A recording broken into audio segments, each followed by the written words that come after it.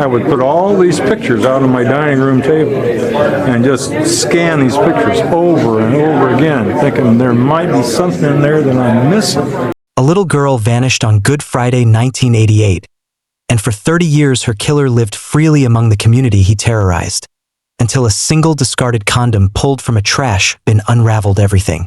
When detectives finally sat across from the man who murdered 8-year-old April Tinsley, they asked why he did it. His answer was 2 words: "I was bored." Nothing about this case will ever make sense. And that's exactly what makes it one of the most disturbing cold cases in American history. It was a holiday weekend. The schools had let out early. The streets of Fort Wayne, Indiana were alive with kids, the kind of ordinary Friday afternoon that nobody remembers because nothing goes wrong. April Tinsley was 8 years old. She needed her umbrella. That was the whole errand. Walk home, grab it, head back to her friend Nicole's house. Her mother reminded her to be back by supper. April nodded. She turned the corner. She waved. She was gone within the hour. But here's what makes this case different from every other cold case you've heard. The man who took her didn't disappear. He stayed. He watched the candlelight vigils. He read the newspaper coverage. He drove past the telephone poles where her face was stapled. And 16 years after he killed her, he came back. Not to confess, to taunt. What he didn't know was that he'd just handed investigators exactly what they needed. Fort Wayne, Indiana. April 1st, 1988. Good Friday. There's a particular kind of stillness that belongs to holiday afternoons in mid-sized Midwestern cities. Lawnmowers, screen doors, church bells fading across rooftops. April Marie Tinsley existed comfortably inside all of it. She was 8, blonde, energetic, the kind of kid who sang in the children's choir and smiled at strangers. Her world was small in the best possible way. Her mother Janet, her neighborhood, her friends, the same few blocks she'd walked 100 times before. That afternoon, she'd been at a friend's house when it started raining. She went home to get her umbrella. A small, practical decision. The kind that doesn't register until it's all you can think about. Her mother watched her leave. She didn't have a reason to worry. The route to Nicole's house was less than half a mile. A quiet, tree-lined stretch of sidewalk that Janet had walked herself. Safe, familiar, ordinary. By 4 o'clock, April hadn't come home. By 5, Janet was calling Nicole's mother. Nicole's mother said April had left hours ago. The search started the way these things always do, quietly, then all at once. Neighbors joined Janet on the street, calling April's name. Porch lights flicked on one by one down the block. Someone called the police. Patrol cars arrived. K-9 units swept alleys and drainage fields. Officers canvassed local motels and gas stations. A witness mentioned seeing a blue pickup truck idling near the corner that afternoon. A man in his 30s, white, average build. Vague, nearly useless. There were no cell phones in 1988. No digital alert system. No way to flash April's name across every screen in the state within minutes. Information moved by radio and word of mouth. Volunteers hand-stapled flyers to every surface they could find. The first night ended with nothing. The second day passed the same way. By Sunday evening, investigators were no longer searching for a lost child. They were searching for what might be left behind. And on Monday morning, a jogger running his usual route along County Road 68 in DeKalb County spotted something pale lying half-submerged in a roadside ditch. He thought it was a trash bag. It wasn't. April's body was found 3 days after she disappeared. She was fully clothed, matching the description on every missing person flyer in the city, except for one shoe. When officers secured the scene and began their initial sweep, someone noticed a small object in the grass across the road, nearly 200 yards away. Her other shoe. Investigators believed it had been thrown from a moving vehicle. A small, deliberate act or a careless one. Either way, that shoe became the image the city would carry for the next 30 years. The last physical object that had touched her before she was gone. The medical examiner's findings confirmed what detectives feared. April had been sexually assaulted and suffocated. Time of death placed her death within hours of her disappearance on Good Friday, meaning whoever took her had acted quickly. DNA evidence was collected from her clothing. Biological samples were swabbed, sealed, and labeled. In 1988, DNA profiling was barely a decade old. No national database existed. The technology was primitive. The samples were preserved, but they couldn't tell investigators who to look for, only that the man existed. And somewhere in Fort Wayne, he did. Investigators had more than they realized. They just didn't know it yet. The blue pickup truck became the focus of early canvassing. Detectives traced every registered vehicle matching the description in the county. They knocked on doors late into the night. Some owners cooperated. Others refused without warrants. None of the leads solidified. Tips flooded the department by phone. A carnival worker, a sighting at a highway rest stop hundreds of miles away. Each one took investigative hours. Each one collapsed. April's DNA profile was sent to a private Maryland lab for analysis. The results came back inconclusive. The sample hadn't developed cleanly enough to generate a usable profile. Without a suspect to compare against, and without a database to query, the biological evidence sat in a sealed envelope and waited. For years, that envelope meant nothing. But investigators had also missed something else. Something right under their noses. The man who killed April Tinsley hadn't gone far. He lived less than 30 minutes from the scene. He was, by every outward measure, unremarkable. No major criminal record. A quiet life in a small Indiana town. The kind of person whose name would never appear on any list. But investigators didn't know that yet. They were looking for a monster. And this man had learned very early on how to look like nobody at all. April's funeral was held at Faith United Methodist Church. The pews were full. Children from her school brought flowers. The choir sang, voices breaking mid-note. Outside, strangers stood in the rain holding candles because a little girl had disappeared from their city, and that was reason enough to grieve together. Detectives made promises to the community. They would not stop. But cold cases follow a pattern that good intentions can't always override. Leads dried up. Officers cycled onto new assignments. The flyers on telephone poles faded and curled. April's face remained on bulletin boards in diners and grocery stores. But the active investigation had stalled. The sealed DNA sample remained in storage. Waiting. April's mother, Janet, learned to live inside the absence. She still set the calendar each year. Still thought about the wave at the corner. Then, in May of 1990, 2 years after the murder, the killer decided Fort Wayne needed a reminder. Someone discovered a message scrawled across the weathered boards of a barn in St. Joseph Township, less than 10 miles from where April's body had been found. Written in crayon, deliberately crude. I kill 8-year-old April Marie Tinsley. I will kill again. The crayons were found lying nearby. The message stayed in the case file, disturbing and unresolved. What nobody appreciated fully at the time was this. The handwriting was distinctive, uneven, childlike loops. It had a specific character to it, the kind of writing that, if you ever saw it again, you'd recognize. But investigators didn't know they'd see it again. Not for 14 more years. Memorial Day weekend, 2004. A young girl playing outside found a plastic bag hanging from her bicycle handlebars.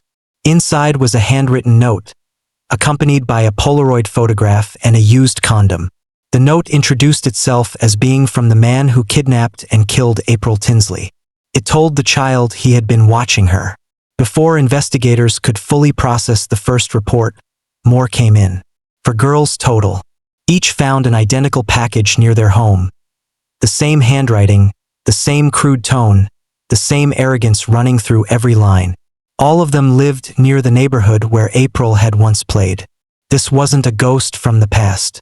This was an active predator who had spent 16 years growing more confident. Not less. The condom was submitted for DNA analysis. The profile that came back matched perfectly with the biological evidence collected from April Tinsley's clothing in 1988. They had his genetic signature. A complete, usable profile. For years, that profile meant nothing because there was no name attached to it. No hit in any database. The killer was real. His DNA was documented.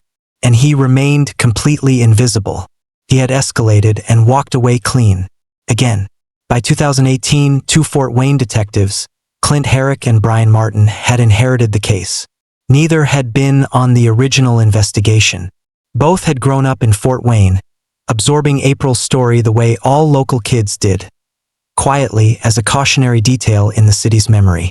That year, a California case changed criminal investigation permanently. The Golden State Killer, a serial offender who had evaded capture for decades, was identified using a technique called forensic genealogy, not by matching DNA directly to a suspect in a criminal database, but by uploading the DNA profile to a public genealogy database and building family trees around the genetic matches it returned. Herrick and Martin immediately understood what this meant for April's case.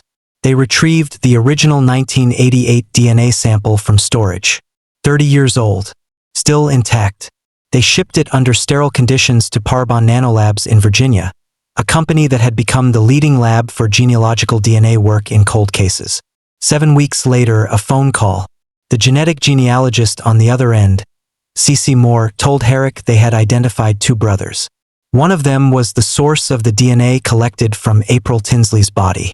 One of them, two brothers, one killer, and a 50-50 chance of choosing right.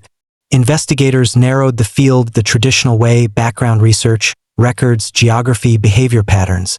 One name kept rising: John D. Miller. He lived in Grable, Indiana, a small community less than 30 minutes from Fort Wayne. He had no significant criminal history. Neighbors described him as withdrawn and solitary. He lived alone in a cluttered trailer and largely kept to himself.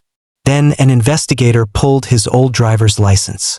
The signature on the document had the same uneven, childlike letter formation as the notes left on those bicycles in 2004. The same loops, the same character.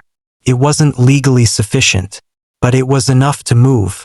To confirm the match, they needed his DNA, voluntarily discarded, legally recoverable without a warrant. So they watched, they waited, and one morning before sunrise, John D. Miller wheeled his trash bin to the end of his gravel driveway and went back inside. Herrick and Martin retrieved the bags. Inside, they found 3 used condoms. They drove the evidence directly to the state DNA lab in Indianapolis and waited. 48 hours later, absolute match. The DNA on those condoms was genetically identical to the profile recovered from April Tinsley in 1988, and again from the 2004 evidence. The man living 30 minutes from the murder scene. The man who had been there the whole time. July 15, 2018. Grable, Indiana. Detectives Herrick and Martin drove out one more time. Miller was sitting on his porch. He watched them pull up without apparent alarm. When they asked him to come in for questioning, he didn't ask why. Didn't hesitate. He got in the car. At the interview table, Herrick asked the question he'd been carrying for years. "Do you know why we wanted to talk to you today?" Miller looked at the table. His voice was quiet. April Tinsley. He hadn't been caught. He'd been found. And in that difference, in the stillness of that room, in the 2 words he offered without a fight, 30 years of a mother's unanswered grief finally had somewhere to land. Miller spoke without being pressed. He described April 1st, 1988, in the kind of flat, procedural language that a person uses to recount something routine. He had been driving. It was Good Friday. He was, in his words, bored. He saw a little girl walking with an umbrella. He stopped his truck. He told her to get in. He drove her to his trailer in Grable. When she began to cry, he panicked. He put his hands around her neck. He squeezed until she stopped moving. That night, he drove north and left her body in a ditch along County Road 68 in DeKalb County. Before driving away, he took one of her shoes and threw it across the road. He didn't know why, he said. It just seemed right. When asked about the barn message in 1990, he confirmed he'd written it. He used crayon because he thought it would confuse investigators, make them think a teenager or a prankster had done it. He admitted to the 2004 bicycle notes. He said he sent them because no one had caught him yet. He said it like a fact, quietly, without apology. The DNA had spoken first, but it was his own voice, after 30 years of silence, that finally confirmed what science had already proven. John D. Miller had killed April Tinsley, and he had spent 3 decades watching the city mourn her from the inside. At his first court appearance, Miller entered a not guilty plea. He showed no visible emotion as the charges were read. Murder, child molestation, criminal confinement. The court sentenced him to 80 years in prison, 50 for murder, 30 for child molestation. He would spend the remainder of his life inside Newcastle Correctional Facility. No visitors, no correspondence, no relevance. The man who had craved an audience for 30 years would spend the rest of his days in complete isolation. Janet Tinsley sat quietly through sentencing. She didn't cry.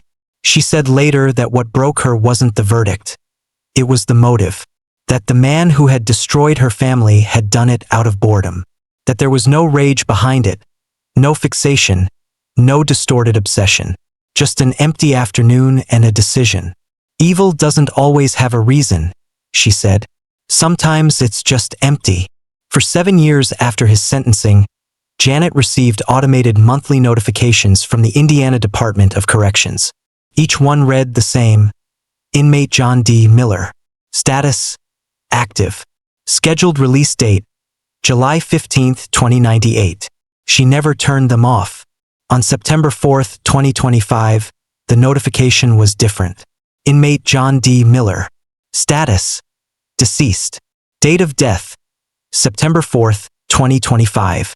He died of natural causes at St. Vincent Hospital in Indianapolis. He was 66 years old. Janet didn't cry when she heard. She told a reporter afterward, "He shouldn't have lived as long as he did."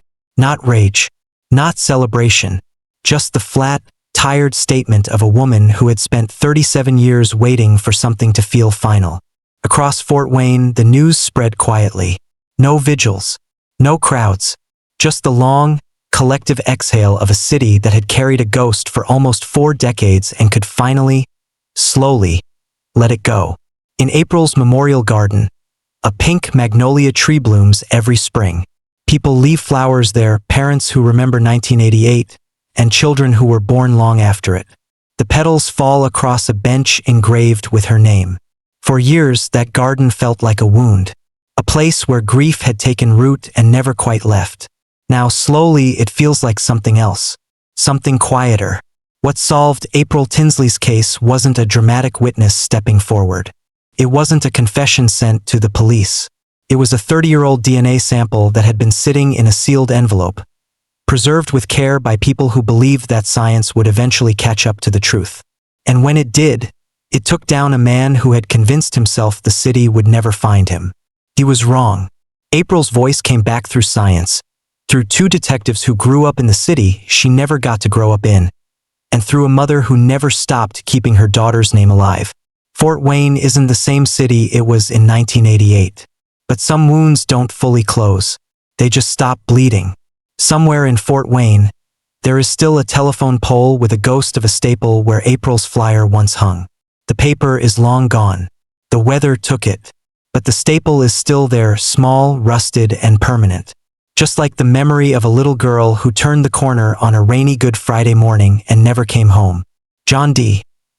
Miller lived 30 minutes from the crime scene for 30 years, shopping in the same stores, driving the same roads. After learning how forensic genealogy works, do you think there are other cold cases from the 1980s and 90s sitting in evidence rooms right now, waiting for the same breakthrough? Let me know what you think below.